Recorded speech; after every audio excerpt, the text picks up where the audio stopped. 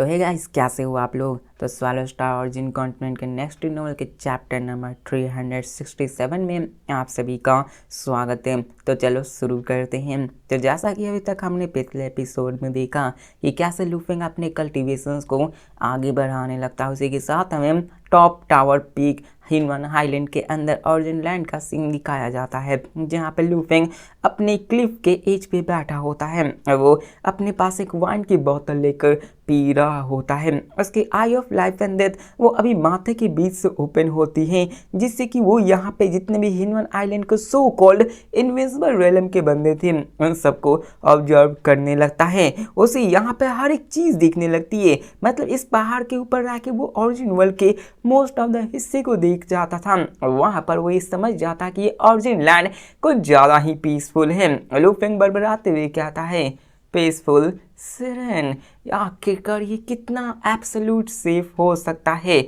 और ये किसे कहा जा सकता है। ओरिजिन लैंड एक सेफ ट्रेजर की तरह माना जाता है, जिसे इन्फिनाइट हिनवन स्पेस के द्वारा क्रिएट किया गया है और ये एक ट्रेजर लैंड है और इसे बाद में आगे चल के और भी लॉर्ड्स के द्वारा रिफाइन किया गया है और रीइंफोर्स भी किया गया है, जिसकी वजह से ये कुछ ज़्यादा ही ओवर पावर हो चुका है दूसरे वर्ल्ड की वजह से। और बाद में लॉर्ड जिंगमिंग ने इस ओरिजिन वर्ल्ड को एक अलग ही स्पेस टाइम में ले जाकर रिलोकेट कर दिया, जिसकी वजह से हिनवन प्रोजेनेटर्स इसके लोकेशंस को भी नहीं पता लगा पाते हैं और वो ट्रैक डाउन भी नहीं कर पाते। इसी वजह से ये सेफ माना जाता है और यहाँ पे बाकी दूसरी जगह फुल अटैक लॉन्च हो चुकी है, मतलब ऑलरेडी सारी जगह खतरों से घिरी हुई है। सिर्फ ओरिजिन लैंड ही एकलौता सेफ होता है। क्या पता वो कब तक सेफ हो, क्योंकि बाकी की सारी दुनिया खत्म हो जाएंगी तो वो आखिरकार ओरिजिन लैंड की ही तो तरफ आएंगे ताकि इसको भी खत्म किया जा सके। यहाँ पर एक ऐसा भी रिमर फैल चुका था कि जेड रिवर वर्ल्ड क्लस्टर, जिसे यूए वर्ल्ड क्लस्टर कहा जाता है, वो भी खत्म हो चुका है। ओरिजिन वर्ल्ड में मतलब ओरिजिन लैंड के अंदर ये काफ़ी ज़्यादा डिफिकल्ट होता है प्रैक्टिशनर्स के लिए कि वो पता लगा सके कि क्या सच में एक वर्ल्ड क्लस्टर फेल हुई है या फिर नहीं, क्योंकि जितने भी लॉसेज अभी तक होते गए हैं वो लॉसेज वर्ल्ड लेवल हिनवन बैंक्स और हाई लेवल हिनवन बैंक्स में ही होते हैं। आफ्टर ऑल जब भी कोई एक वर्ल्ड क्लस्टर खत्म होता है तो सारी हिनवन लाइफ फॉर्म जो कि उसको गार्ड कर रहे थे उनके क्लोन्स खत्म हो जाते हैं, जिससे कि पता चल ही जाता है। प्रैक्टिशनर फैक्शंस के अंदर टोटल में 3600 वर्ल्ड क्लस्टर्स मौजूद थे और भी वर्ल्ड क्लस्टर्स मौजूद है, लेकिन वो हिनवन प्रोजेनेटर्स के पास हैं और यहाँ पर 3600 अपने प्रैक्टिशनर फैक्शंस के पास होते जो कि उस पर वो राज कर रहे थे। लूफिंग ये बात अच्छे से जानता था, लेकिन वो ये भी अच्छे से जानता था कि ये तो सबसे मिनिमम कंट्रोल है, उसकी बॉर्डर रीजन्स तो और भी काफ़ी बुरी तरीके से वो हमेशा अटैक होती रहती हैं, हमेशा ही। और जैसा डार्क होली रेलम को ही देख लो, जो कि कोर टेरिटरी में आती है, वो काफ़ी ज़्यादा सेफ होती है बॉर्डर के मुकाबले, वरना आगे चलकर तो अपना डार्क होली रेलम भी वो भी थोड़ी ना बचने वाला है अगर वो अटैक करने पे आ जाए और पता चलता कि अटैक होते होते सिर्फ 2922 वर्ल्ड क्लस्टर्स ही बचे होते हैं। लूफिन घबराते मतलब चिंतित होते हुए कहा था कि ऑफ कोर्स इन सारे प्रोसेस में इन प्रैक्टिशनर फैक्शंस ने 3 हिनवन प्रोजेनेटर्स को भी मार डाला है और कई सारे नंबर्स ऑफ वर्ल्ड लेवल हिनवन लाइफ फॉर्म्स और कई सारे काउंटलेस हाई लेवल हिनवन बैंक्स को भी टपका डाला है। लेकिन सिचुएशंस काफ़ी ज़्यादा क्लियर है। इनेट हिनवन लाइफ फॉर्म्स अपने सफ़र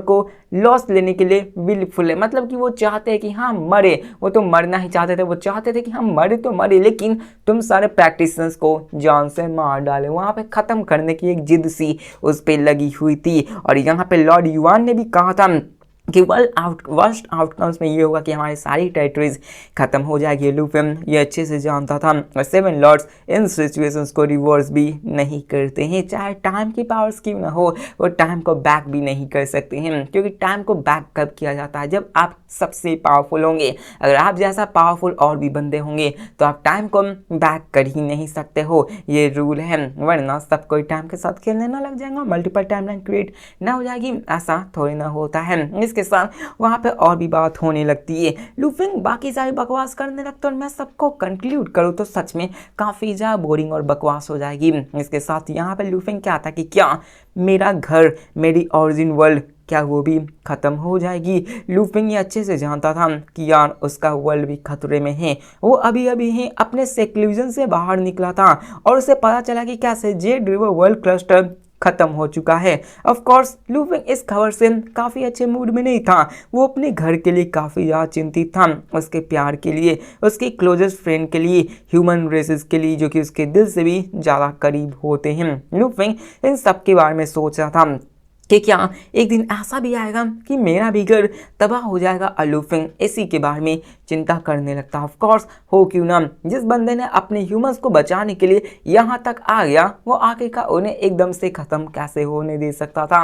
वो जानता था कि एक बार वो ख़त्म हुई तो सारे बंदे मारे जाएंगे। अगर इवैक्यूएशंस भी किया जाए तो यार पूरे के पूरे बंदों को यहाँ पर लाना काफ़ी लंबा टाइम लग जाएगा और ये काफ़ी बहुत ही थका देने वाली जर्नी होगी, क्योंकि ओरिजिन लैंड के अंदर एक लिमिटेड स्पेस है। आखिरकार कितनों को वो बचा सकते हैं। और लूफिंग खुद से कहता है कि ये कि new world level human life इससे कुछ नहीं हो सकता। मतलब कि अगर एक new level world life human life forms भी आ जाएं तो बैटल के मोड को नहीं बदल सकता है। यहाँ पर जब तक एक लॉर्ड ना आ जाए तब तक ये टाइड को बदला नहीं जा सकता है। और लूफिंग को अगर एक लॉर्ड बनना है तो उसको अपनी सेक्लूजन्स को और भी बढ़ाना होगा। बात करें किसी और लॉर्ड से तो लूफिंग अभी काफ़ी काफ़ी काफ़ी ज़्यादा दूर होता है। लूफिंग का जो सबसे लंबा सेक्लूजन भी होता है ना वो सिर्फ 3.7 मिलियन एपोज जितनी होती है।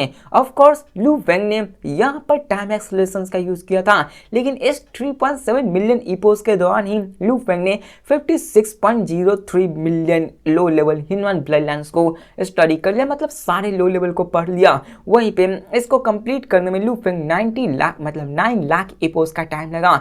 वहीं पे लूफिंग ने साथ में 3,20,000 high level human blood lines को भी कंज्यूम कर लिया, उसको भी यार ले लिया, जिसमें कि लूफिंग को लगे टोटल में 2 लाख एपोज और टोटल में लूफिंग को 3.7 मिलियन एपोज लगे थे और सभी को इसने यूज कर लिया था। ऑफ कोर्स लूफिंग ने टाइम एक्सेलरेशंस की थी तो लूफिंग का हिसाब से देखा जाए तो अभी तक सिर्फ 3 ईपोज ही पास हुए हैं, क्योंकि 1 मिलियन टाइम एक्सेलरेशंस थी। लूफिंग ने 3.7 मिलियन ईपोज तक गुजार दिया था अपनी कल्टीवेशंस में और बाहर के मुकाबले सिर्फ 3 ईपोज ही बीते थे। 3 ईपोज में ही इतना सब कुछ हो चुका था। मतलब देख रहे हम कि यहाँ पे यार ये टाइम एक्सेलरेशन कितना ज़्यादा है। अब आप लोग बोलोगे कि 3 ईपोज में क्या होगा, ऑफ कोर्स कुछ नहीं होगा, लेकिन लूफिंग 3.7 मिलियन ईपोज तक स्टडी किया, जो कि लूफिंग के लिए, माइंड के लिए, उसके लिए काफ़ी लंबा टाइम होता तो वो थक चुका था, इसलिए वो रेस्ट लेने के लिए बाहर आया होता है। अब यहाँ पे लूफिंग की स्पिरिचुअल विल और कॉन्शियसनेस वो काफ़ी ज़्यादा थक चुकी थी और वो बाहर आकर रेस्ट ले रही थी और ओरिजिन वर्ल्ड के, ओरिजिन लैंड की सीनरी को एडमायर कर रही थी। लूफिंग क्या था कि लॉर्ड जिंगमिंग अपने सीयर फोर्स से इतने लंबे अरसे में ब्रेक थ्रू किए थे। ऑफ कोर्स मैं भी अपने सीयर फोर्स से ही ब्रेक थ्रू करना चाहता हूँ और मेरी जो अभी कल्टीवेशन टाइम है उनके मुकाबले में वो बहुत बहुत छोटी सी है, बहुत बुंदी सी है। मतलब यार कह सकता तुम छोटी सी, उसके सामने तो लूफिंग एक बच्चा भी नहीं है। इसके साथ लूफिंग फिर से वहां पर बैठ जाता है अपने केव वर्ल्ड के अंदर जाके और वहां पे वो अपने वर्ल्ड सेवरिंग ब्लेड को निकालता है और उसको देखने लगता है। अब लूफिंग ओरिजिन लैंड के ऑब्जर्वेशनल पावर से उसके 80% ब्लेड प्रोफाउंड मिस्ट्रीज को समझ पा रहा होता है और उसके फुली मैनिफेस्ट कर पा रहा होता है। लूफिंग यहाँ पे कहता है कि अब मैं वर्ल्ड सेवरिंग ब्लेड्स के प्रोफाउंड मिस्ट्रीज को समझ पा रहा हूँ। मेरी करंट एक्यूमुलेशंस पहले के मुकाबले 10 गुना नहीं 100 गुना तक बढ़ चुकी है। लूफिंग अपने प्रोग्रेस को फील कर पा था। अब यहाँ पे ध्यान रखो कि लूफिंग अभी तक ने ब्रेक थ्रू नहीं किया है, वो अभी भी केज वर्ल्ड के अंदर ट्रैप हो गया है, वो अभी तक एक ह्यूमन बीइंग नहीं बना था। जिसके साथ यहाँ पे लूफिंग अपने ब्लड लैंड को फिर से स्टडी करने लगता है। उसकी comprehension of life and destructions exponentially काफी ज्यादा ग्रो करने लगती है। यहाँ तक कि उसके स्पिरिचुअल विल कॉन्शियसनेस सिस्टम भी काफी तेजी से एडवांस करने लगती हैं और लूफिंग ने जितने 3,20,000 high level human life forms blood lines को पढ़े उसमें से 10,000 ऐसे थे जिसमें कि स्पिरिचुअल विल कॉन्शियसनेस सिस्टम मौजूद थी और इसी वजह से लूफिंग की स्पिरिचुअल विल कॉन्शियसनेस सिस्टम काफी ज्यादा बेहतर हो चुकी होती है और वो एक क्वालिटेटिव ट्रांसफॉर्मेशन के अंदर जा चुकी थी जो कि उसके एक्सेशन से 10 गुना ज्यादा स्ट्रॉन्गर हो चुकी थी। अलो लूफिंग की फिजिकल बॉडी और सोल अभी तक केजुअल से ब्रेक थ्रू नहीं की है, लेकिन लूफिंग की अकेले स्पिरिचुअल पावर्स और कई सारे pinnacle of high level human beings को भी क्रॉस कर चुकी है, उन सबको टक्कर देती है। और क्रूशियली ये बात है कि लूफिंग ने एक नई ह्यूमन पावर सिस्टम को कॉम्प्रिहेंड किया है जो कि पहले के मुकाबले काफी ज्यादा ग्रेटेस्ट होती है। और ये लूफिंग की सबसे ग्रेटेस्ट फर्स्ट सेक्लूजन की हार्वेस्टिंग भी होती है जिसको कि लूफिंग की अपनी खुद की सरपास कर चुकी होती है। और यहाँ पर ये सब सोचने लगता है लूफिंग ह्यूमन पावर्स को गैप्स कर रहा था और ह्यूमन पावर ही हर एक चीज का सोर्स होता है। मतलब एक केओस एनर्जी होती है ना, बाकी दूसरे लेवल्स या फिर किसी और चीज में उसमें केओस एनर्जी सब चीज का सोर्स होता है, तो यहाँ पे ह्यूमन पावर्स ही हर एक चीज का सोर्स होता है। जब आप किसी भी countless low level human life forms या फिर high level human blood lines को ही देख लो तो लूफिंग उन सब में एक कॉमन चीज पाता है, वो ये कि उनके अंदर ह्यूमन पावर्स होती हैं। बिना किसी ह्यूमन पावर्स के कोई भी लाइफ बन ही नहीं सकती है, सारी लाइफ खत्म हो जाएगी। अगर यहाँ पर लूफिंग सबसे कोलोसल पावरफुल लाइफ फॉर्म्स को भी लेगा तो उसके अंदर भी human power system already implant होगी ही, जिसके साथ लूफिंग ऑलरेडी अपने न्यू तरीके के सिस्टम को कंस्ट्रक्ट करने लगता है। ये same to same level up करने वाली कंस्ट्रक्शन सिस्टम की जैसी होती है। यहाँ तक कि weakest low level human life forms भी इन ह्यूमन पावर्स को एब्जॉर्ब कर सकता है। उसकी ह्यूमन पावर्स की सिस्टम कंटिन्यूअसली एक्सपैंड करना शुरू करती है। लगभग 30,000 one level human life forms blood lines यहाँ पे मौजूद थे, उन सब के अंदर लाइफ एंड डिस्ट्रक्शंस थे और टोटल जितने बैलेंस थे उन सब की टोटल संख्या 2729 थी और ये संख्या world level human blood lines की पावर्स की थी। मतलब लूफिंग ने लो लेवल हाई लेवल अब वर्ल्ड लेवल पे वो जाने की तैयारी करता है ताकि वो इसको पढ़कर फोर्सफुली ब्रेक कर सके। अब यहाँ पे लूफिंग वही पुरानी तरीके यूज करते जो कि आपको ऑलरेडी पता कि कैसे वो स्टडी करता है। लूफिंग सबसे पहले एक world level human blood line को चूज करता है, उसके 12 मटेरियल्स को कॉरस्पेंडिंग को चूज करता है जिसमें dark blue scales, fangs, blurs और अदर रेमिनेंट्स भी मौजूद होते हैं। लूफिंग उन सारे के एसेंस को समझना शुरू करता है ताकि वो समझने लगे, उसको अच्छे से पढ़ सके और ब्रेक थ्रू कर सके। और लूफिंग वहां पढ़ने लगता है जिससे कि लूफिंग को उसके अंदर काफी सारे काउंटलेस मिस्ट्रीज दिखने लगते हैं। लेकिन लूफिंग पेशेंस होता है और वो उन सब के तह तक अंदर जाकर उसको समझने की कोशिश करने लगता है। पता चलता है कि 500 एपोज मतलब 500 एपोज बीत चुके होते हैं, 500,000 एपोज बीत चुके होते हैं, 500 नहीं 500,000 5 लाख एपोज बीत चुके होते हैं। और लूफिंग उसी एक single world class human life forms को पढ़ रहा था और वो उसी की तरफ एकदम तुक से देखने लगता है। हमें यहाँ पे पता चलता है कि लूफिंग उस इकलौते मतलब एक सिंगल से world level human life forms को नहीं समझ पा रहा होता है। लूफिंग क्या आता है कि मैं इसके अंदर के चीज़ों को मैं समझ नहीं पा रहा हूँ, तो आखिरकार मैं इसके पैटर्न्स को, इसके सीक्रेट पैटर्न्स को रिकंस्ट्रक्ट कैसे कर सकता है। लूफिंग काफ़ी ज़्यादा फ्रस्ट्रेट होने लगता है क्योंकि इतने लंबे अरसे के कॉम्प्रिहेंशन के दौरान लूफिंग ने सारे तरीके के मेथड्स को यूज़ कर लिया। उसने सारे एनिमेटिव पैटर्न्स को यूज कर लिया ताकि वो इसको समझ सके, लेकिन लूफिंग चाहे कितनी भी कोशिश कर ले उसने 500 लाख एपोज के अंदर कुछ समझा ही नहीं। 5 लाख बीत चुके होते हैं लेकिन लूफिंग को घंटा कुछ नहीं समझ में आया होता कि यार ये world class human life forms के अंदर चीजें क्या मौजूद हैं। मतलब लूफिंग ने हलवा की तरह हाई लेवल और लो लेवल्स को पढ़ दिया था, लेकिन उसके लिए वर्ल्ड क्लास बहुत भारी पड़ रहा होता है। लूफिंग यहाँ पे घबराते हुए क्या था कि मैं टाइम को वेस्ट नहीं कर सकता हूँ क्योंकि अभी के फिलहाल मैं इन सबके मिस्ट्रीज को भी नहीं समझ पा रहा हूँ। लूफिंग के कल्टीवेशन प्लान के मुताबिक वो एक world class human level blood lines को पढ़ेगा जो कि उसकी कल्टीवेशन में एक छोटा सा रास्ता आएगा, लेकिन वो एक छोटे से रास्ते को भी पार नहीं कर पाता, वो इसी में अटक चुका होता है। लूफिंग कहता है कि मुझे अपने इन सारे world class human blood lines के पढ़ने में थोड़ी सी चेंजमेंट करनी होगी, मुझे अपने अप्रोच को ही बदलना होगा, मुझे पहले सबसे आसान को चूज करना होगा तब जाके मैं डिफिकल्टी पे जाऊंगा। और लूफिंग वहां पे सबसे मोस्ट कंपैटिबल जो कि उसके साथ होने वाली थी उसको चूज करता है क्योंकि लूफिंग पहले को जो किया था उससे वो काफी ज्यादा ओवर कॉन्फिडेंट हो चुका था। उसने लो लेवल और हाई लेवल को पूरी तरह से मास्टरी कर रखा था और लूफिंग को लगा था कि एक वर्ल्ड लेवल भी उन सब की तरह ही आसान हलवा होगा, वो आराम से उसमें दूध और सूजी डालेगा और खा जाएगा। मतलब हलवा तो सच में नहीं था। लू फेंग ने यही सोचा होता है, लेकिन जब लू फेंग उसको सच में रियलिटी में लाने की कोशिश करता है तो लू फेंग पता चलता कि वो अपने फर्स्ट अटेम्प्ट में फेल हो चुका है। वो उसको समझ ही नहीं पा रहा होता है। लू फेंग वहां पे देखने लगता है जहां पे उसके प्रीलिमिनरी एनालिसिस से पता चलता है कि वहां पर 73 ऐसे ब्लड लाइन थे जो कि उसके इनसाइट से काफी ज्यादा कंपैटिबल थे, जिसको कि वो आसानी से समझ सकता था। लू फेंग उनके 30 से 40% मिस्ट्रीज को समझ सकता था एक सिंगल ग्लांस से, जिसको कि उससे 70% से एक्सीड कर रहा था। तो लू फेंग कहता है चलो शुरू करते हैं। लू फेंग सबसे पहले मोस्ट कंपैटिबल जो कि world level human life forms था, जिसको स्टार सी जिंग युआन डेमन लॉर्ड के नाम से जाना जाता है, और उसको स्टडी करने लगता है।